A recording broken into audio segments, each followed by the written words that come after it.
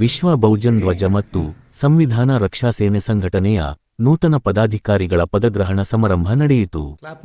ಜನವರಿ 4, 2026 ದಿನಾಂಕದಂದು ವಿಶ್ವ ಬಹುಜನ್ ಧ್ವಜ ಮತ್ತು ಸಂವಿಧಾನ ರಕ್ಷಾ ಸೇನೆ ಸಂಘಟನೆಯ ನೂತನ ಪದಾಧಿಕಾರಿಗಳ ಪದಗ್ರಹಣ ಸಮಾರಂಭ ನಗರದಲ್ಲಿ ನಡೆಯಿತು. ಸಮಾರಂಭದಲ್ಲಿ ರಾಷ್ಟ್ರಾಧ್ಯಕ್ಷರಾದ ಶ್ರೀ ಸದಾನಂದ್ ವಿ ತೇರದಾಲ್ ಅವರು ನೂತನ ಪದಾಧಿಕಾರಿಗಳ ಘೋಷಣೆ ಮಾಡಿದರು. ರಾಷ್ಟ್ರೀಯ ಉಪಾಧ್ಯಕ್ಷರನ್ನಾಗಿ ಸನ್ಮಾನ್ಯ ಶ್ರೀ ರಾಜಾಮಣಿ ಸುಬ್ಬಯ್ಯ ರೈ ಹಾಗೂ ರಾಷ್ಟ್ರೀಯ ಕಾರ್ಯದರ್ಶಿಯನ್ನಾಗಿ ಮೊಹಮ್ಮದ್ ಯೂಸುಫ್ ರೆಗಡಿ ಮತ್ತು ಶುಭ್ ಯಶ್ ರಾಮ್ ಪತ್ರಿಕಾ ಮತ್ತು ಪ್ರಚಾರದ ರಾಷ್ಟ್ರೀಯ ಅಧ್ಯಕ್ಷರಾಗಿ ಆಯ್ಕೆ ಮಾಡಿ ಆದೇಶ ಪತ್ರವನ್ನು ವಿತರಿಸುವ ಕಾರ್ಯಕ್ರಮ ಮಾಡಲಾಯಿತು.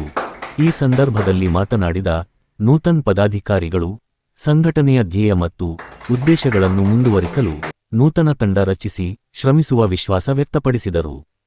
ಕಾರ್ಯಕ್ರಮದಲ್ಲಿ ಸಂಘಟನೆಯ ಪದಾಧಿಕಾರಿಗಳು, ಸದಸ್ಯರು ಹಾಗೂ ಗಣ್ಯರು ಉಪಸ್ಥಿತರಿದ್ದರು.